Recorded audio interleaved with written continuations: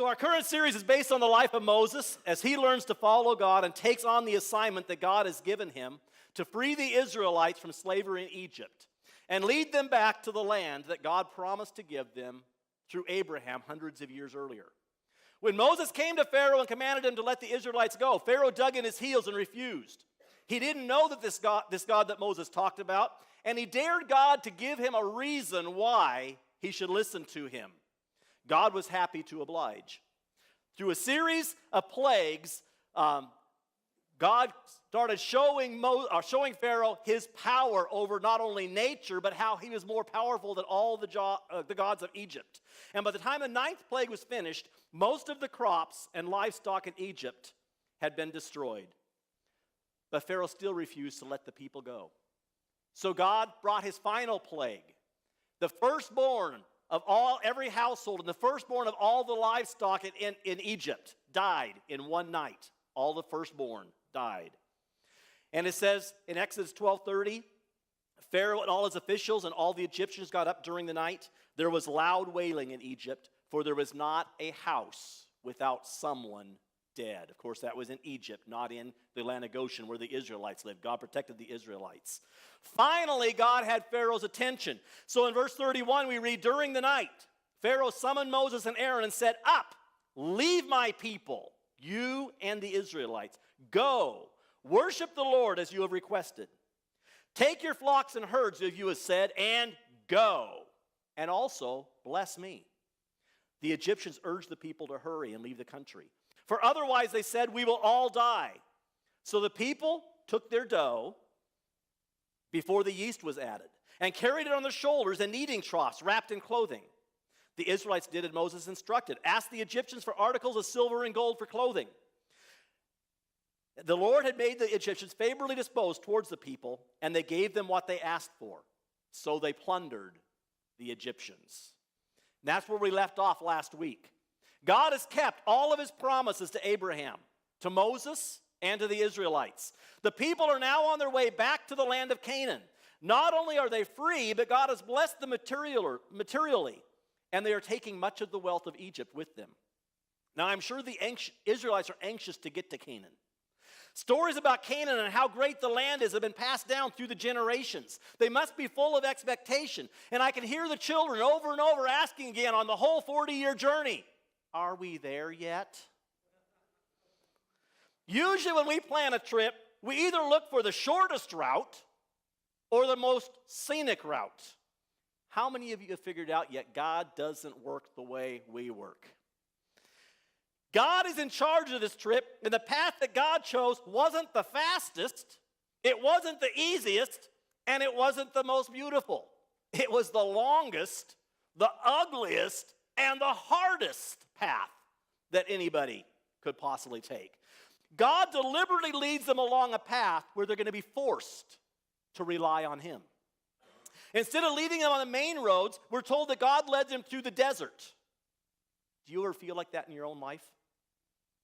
Do you ever feel like you're walking through the desert? When we make a decision to follow Christ, we have this idea that everything's going to be easy. Now that I belong to Christ, all my problems are going to disappear and things are going to be great. But where in the Bible does it say that following God is going to be easy? It actually says just the opposite. Even Jesus, in John chapter 16, verse 33, told his disciples, in this world you will have trouble. He didn't say you might have trouble or some of you will have trouble. He told his disciples, those closest to him, he said, you're following me, but just because you're following me doesn't mean you're going to have trouble. In fact, there are some types of trouble that we get after we decide to follow Christ, because now the enemy's really out to get us because he wants us to turn our backs on Jesus. Jesus said, you will have trouble. But then he went on to say, but take heart, because I have overcome the world. You will have trouble, but no matter how big the trouble is, I'm bigger. I can take care of it. This life will bring its share of problems, but not once in the Bible do we find worry about it, stress over it, or figure it out. Instead, the Bible teaches to simply trust God, and that's what the Israelites are going to have to learn to do on this journey. But that's not easy, is it? We try to remember that God will supply. In fact, we're really good at telling other people when they're going through something. We're really good at telling them, don't worry, God has this. But when we're going through it, we're not so good at reminding ourselves. We seem to forget that God has this, that God can take care of it. When we can't come up with a solution in our own minds, if it's easy for us to say, okay, I know how God's going to do this, then we can remember. But when we can't see how God's going to do it, our default mode is worry. I'm in a terrible place, and I don't think I'll ever get out of my problem. I've got a reason to be anxious. What's wrong with that? Yeah, let me give you a couple things that are wrong with that. Number one, nobody has ever changed anything by worrying. Worrying does not change anything. Matthew chapter 6, verse 27, Jesus said, can any of you by worrying add a single hour to your day or to your life? No, worrying doesn't do anything. Worrying doesn't fix anything. All worry does is it robs you of your time, of your peace, and your strength. It makes you weak and vulnerable. Second thing that's wrong with that is worrying blinds you to the one who can fix the problem. Worrying is not going to fix it. There is somebody who can fix it, but when we're worrying, our eyes are not looking at the person that can fix it for us. Instead, we're looking at our problem. Or, if he doesn't fix it, he can at least bring you through it. The Israelites have been praying for deliverance, and God sent Moses to help. Through Moses, they witnessed all the plagues that God had sent on Egypt, and they now have the freedom that they asked for. God gave them exactly what they've been praying for. But every time they're faced with an obstacle, they start to worry, and they start to grumble. They forget what God's already brought them through, and they start focusing on this problem. And okay, God did that, but God can't do this. This one's too big. This obstacle that they face this time is a pretty big obstacle. They find themselves with steep cliffs on either side, with the Red Sea in front of them, and Pharaoh's army closing in behind them. Yeah, you heard that right, for those of you guys who don't know the story. Pharaoh has changed his mind. He told them to go, and now he wants them back. He's coming to get them, but they are trapped between steep mountains and the Red Sea. There's no place to go. In Exodus chapter 14, verses 10 to 12, we read this. As Pharaoh approached, the Israelites looked up, and there were the Egyptians marching after them. They were terrified and cried out to the Lord. Okay, that's a good thing to do, to cry out to the Lord. But listen to what they're crying. They're not crying out and say, okay, God, we don't know how you're going to do this, but provide a way out. They're crying to him, but they're actually mad at him. And they're mad at Moses. They said to Moses, was it because there were no graves in Egypt that you brought us to the desert to die? What have you done to us by bringing us out of Egypt? It would be better for us to serve the Egyptians than to die out here in the desert. Now, before we move on, I want to go back a little, and I want to point out who it was that brought them to this place.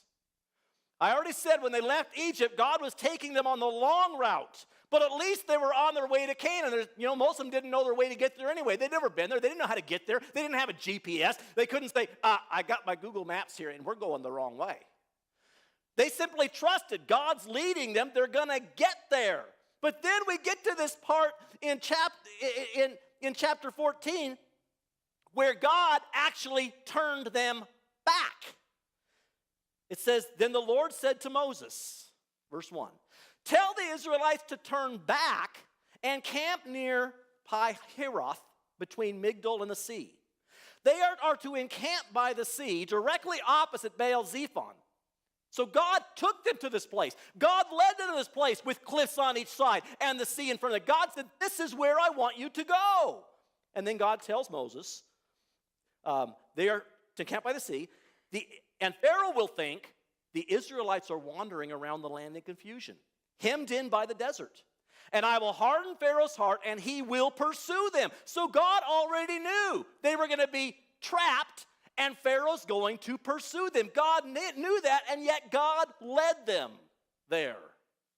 And God says, but, I love it when God says but I will gain glory for myself through Pharaoh and all his army. And the Egyptians will know that I am the Lord.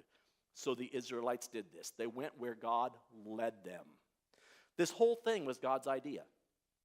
God is the one who put them in this tough place.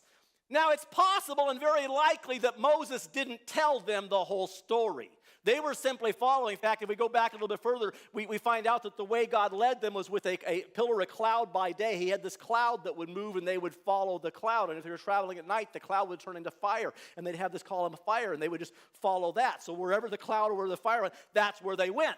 And so even Moses may not have even told them, go back and camp here. Moses just said, okay, the cloud's moving again, let's follow it. And so they're just going.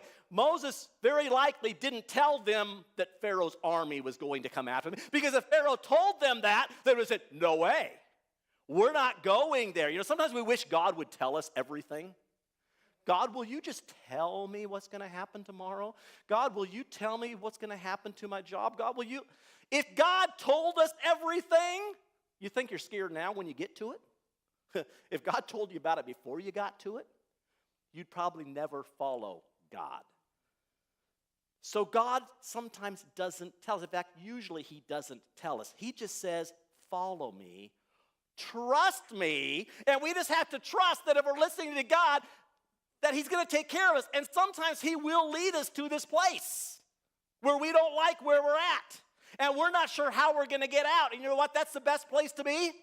Because when we don't know how to solve it, we've got two choices. Either we can try to figure it out, which will usually not turn out well, or we can say, God, I can't do this. I need your help. And God can step in, and God can be God, and God can bring the deliverance. It was God that led the Israelites into this situation. And even if Moses hadn't yet told them the rest of the story, they still had God's promise that he would lead them back to Canaan. God said, I will lead you to Canaan. Now, how can God lead them to Canaan if they're dead? So they just needed to simply remember, okay, God's going to get us to Canaan. This ain't Canaan, so God's got a plan. But they forgot the promises. God has already demonstrated his power in Egypt. But now when they're faced with a problem, they're blinded to the one who can fix the problem. And instead, they focus on the problem. We see a similar scenario in the New Testament in Luke chapter 8. In Luke chapter 8, verse 22, it says, one day Jesus said to his disciples, let us go over to the other side of the lake. So they got into a boat and set out. Now, most of you know the rest of this story. Shortly after they set sail, a big storm came up, and the disciples began to panic. They believed they were going to drown. These waves are too big. We're going to drown. What did God tell them? Let's go to the other side of the lake. God already said, we're going to the other side of the lake. So they should have just said, I don't know what's going on here, but Jesus said we're going to the other side, and we're going to get there somehow. But instead, they panicked. They worried. They got their eyes off of Jesus, and they got their eyes on the storm. They got their eyes on the problem. And they did wake Jesus up. But if you read the story, they didn't wake him up and say, okay, Jesus, we know you have a plan here, so we're just waiting. We want to see it. Come on, God. We're anxious. We want to see what you're going to do. Instead, they woke Jesus up and said, you better help us start bailing water, because otherwise we're going to sink. They're trying to tell Jesus he's got to help. How can you sleep through this? We're thinking. Jesus, don't you know we're thinking? They never once asked him for help. Instead, they panicked, and they wanted to make Jesus panic along with them. Jesus never promised it would be smooth sailing. He only said they're going to get to the other side. And one of the Gospels says Jesus made them get into the boat. Now, let me say this as clearly as I can. I hope you'll catch this. God will never lead you to a place that he cannot lead you through. Let me say that again. God will never lead you to a place that he cannot lead you through. That's easy to say. Or that's not to say that we'll never have a reason to worry. We only have God's protection if we're standing with God. I said God will never lead you to a place that he can't get you through. If God didn't lead us there, then maybe we have reason to worry because we're not in God's will. But if we are doing what God tells us to do, then God will provide a way out. But even when we find ourselves in a situation and we come to the realization that God didn't lead us there, if we admit that, say, hey, God, I'm sorry. I knew better.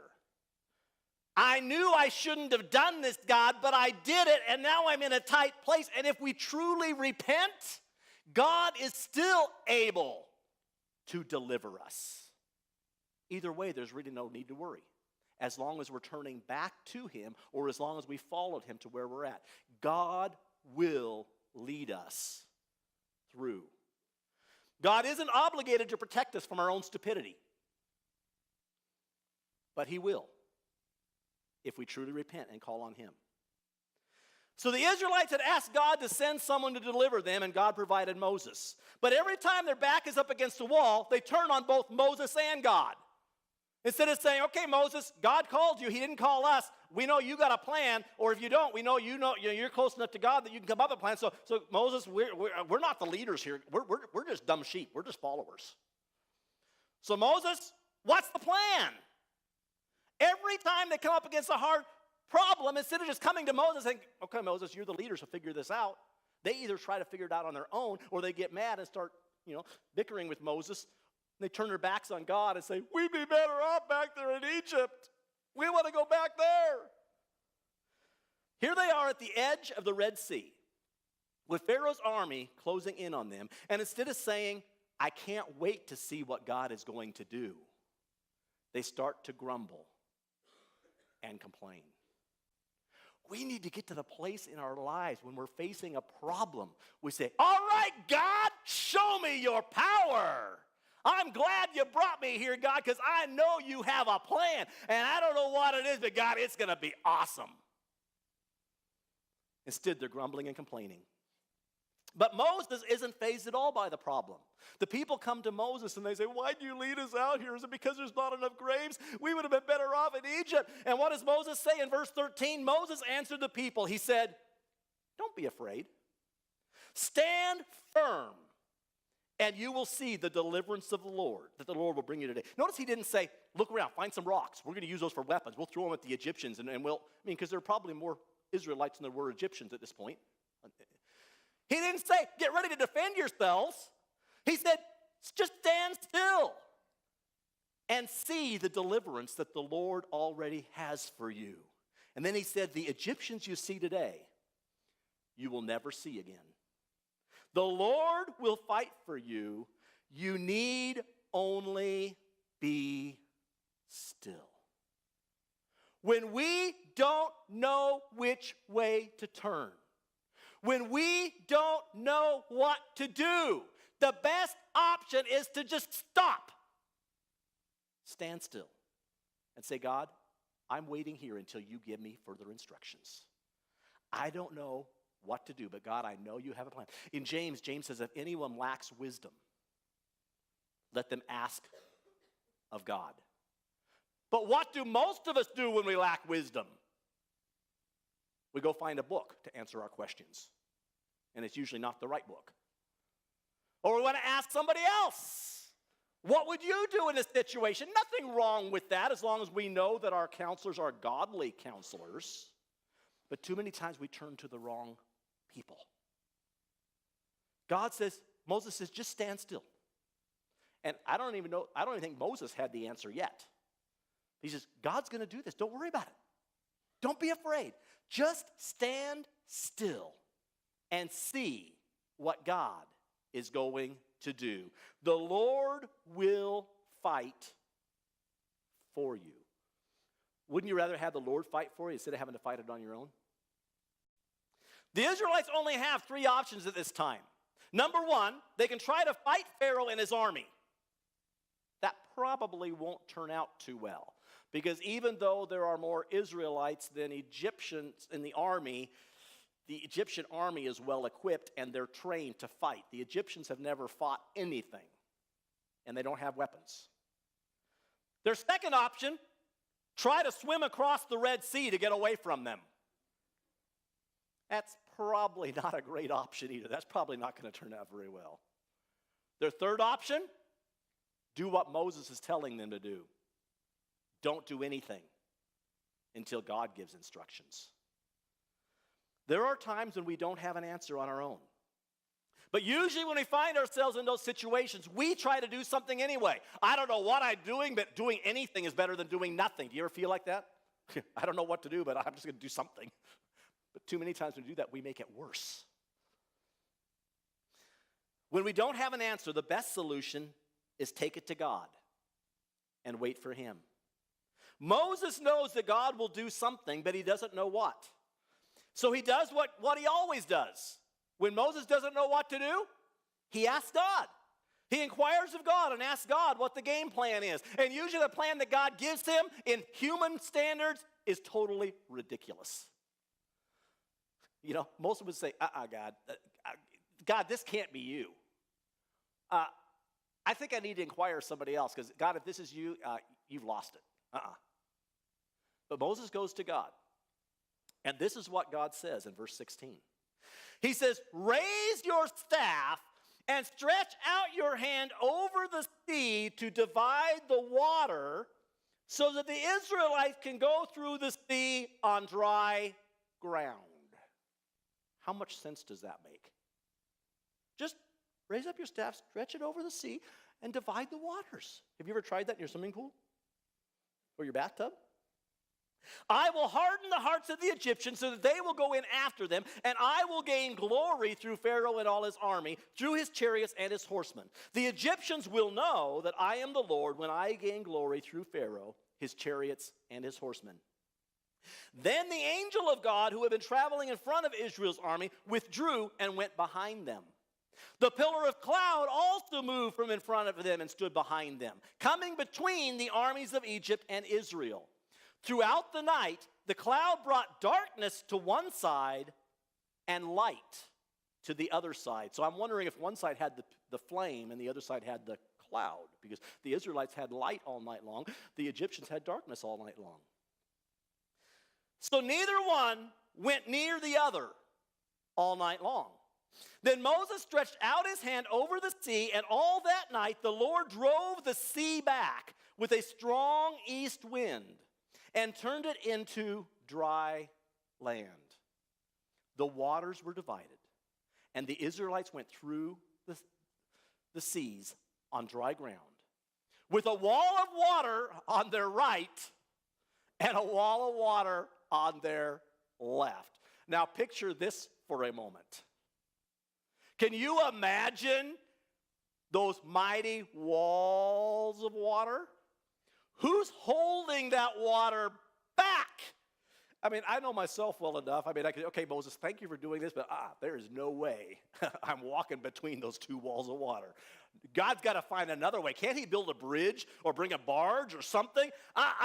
Moses, that just doesn't look safe. But once again, God's trying to get them to trust him. They have to trust that this is the provision of God. And even though it may not look natural, in fact, it wasn't natural, this is his provision. Simply trust me. I'm going to hold the water back until you all reach the other side safely. I kind of picture big aquariums on both sides. I years ago designed a perfect children's facility for a church. And part of it was going to be the entrance into the children's facility. They were going to walk through the Red Sea. It was going to be just massive glass with fish and stuff swimming around. And they could walk across the Red Sea on dry ground into the children's church room. God never blessed me with enough money to do that. It probably wasn't his dream, it was mine, but I thought it would be cool. So they all walked across with a wall of water on their right and a wall of water on their left. Verse 23, the Egyptians pursued them. And all of Pharaoh's horses and chariots and horsemen followed them into the sea. During the last watch of the night, the Lord looked down from the pillar of fire and the cloud at the Egyptian army and threw it into confusion. He jammed the wheels of their chariots so that they had difficulty driving. And the Egyptians said, let's get away from the Israelites. The Lord is fighting for them against Egypt. So here the Egyptians have followed them into the middle of the sea, and then God causes confusion, and he jams their chariot wheels. So even when they decide, we got to get out of here, they can't because their chariot wheels are jammed.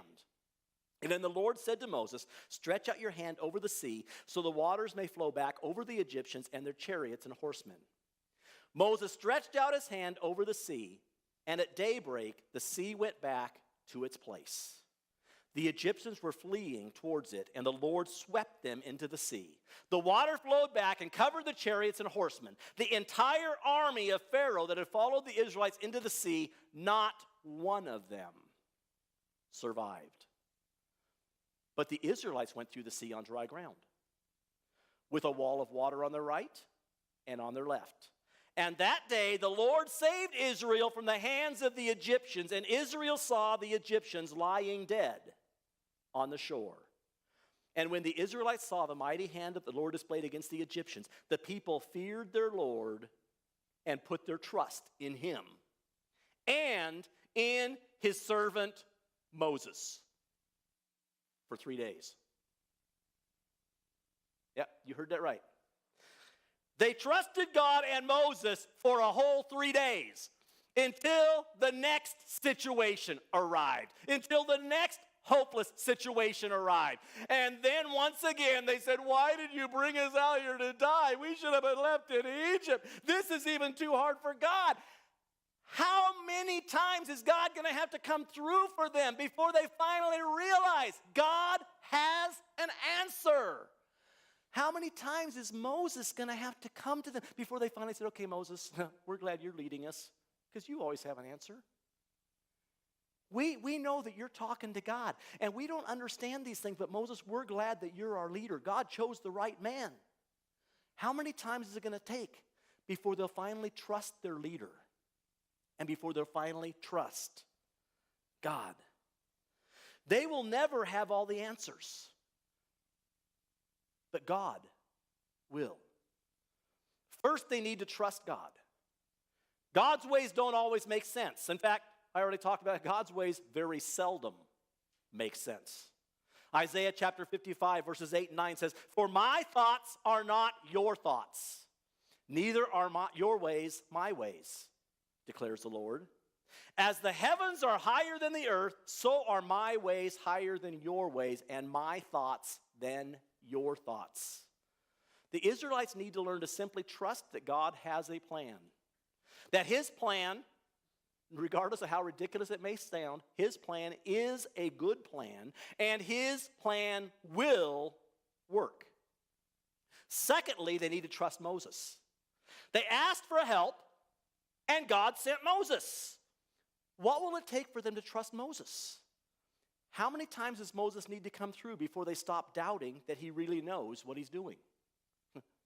Actually, Moses doesn't know what he's doing, and that's what makes him a good leader.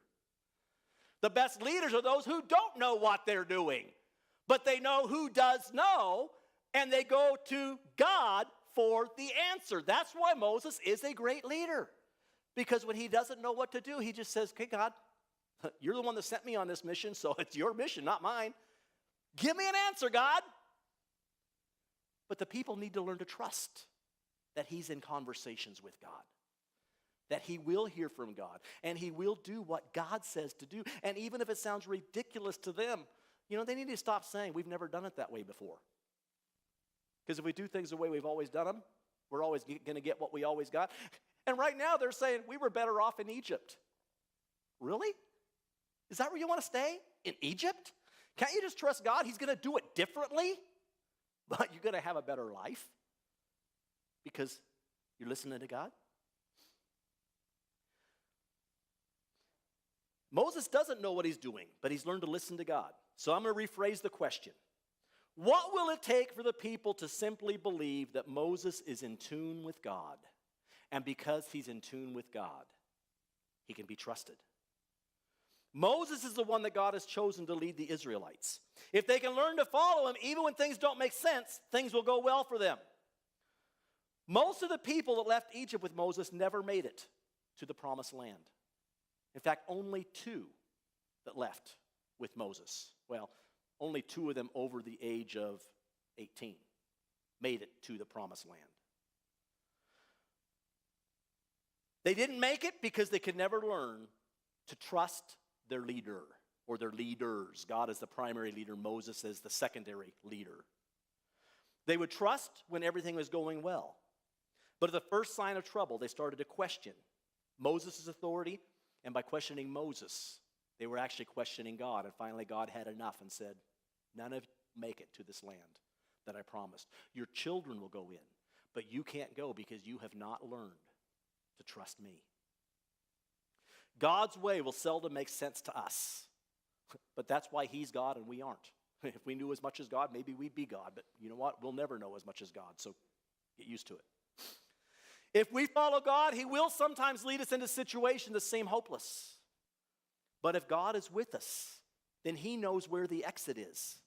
And he will always provide the way out at the right time. We say the right time is now.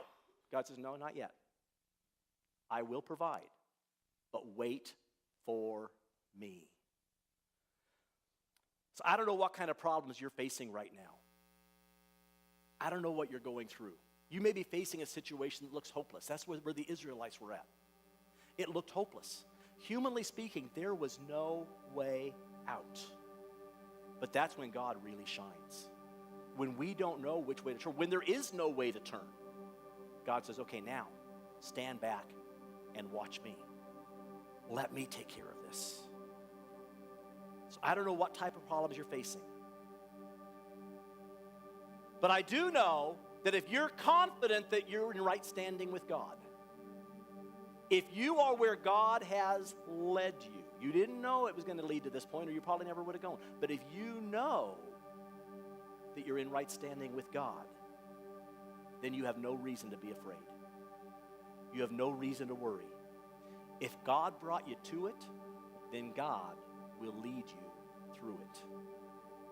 So are you willing to stand still and just wait for him? Say, God, I don't understand. But God, I know I'm doing what you've asked me to do. God, I don't know how, but I know you're going to amaze me, because that's what you do. You're an amazing God. So God, show me your power. You can either stand still and wait for God to bring deliverance his way, or you can try to figure it out on your own. And I'm here to tell you, God's way is always the better way. So take some encouragement this morning. Whatever you're facing, God will lead you through it. Simply trust him. Seek him for wisdom. Don't make accusations against him. Say, God, if you were really God, you wouldn't bring me here. Instead, change that and say, God, because you're really God, I'm trusting you to bring me out. God sometimes forces us into situations where we have to look to him. Because when we finally come to the end of ourselves, that's when we find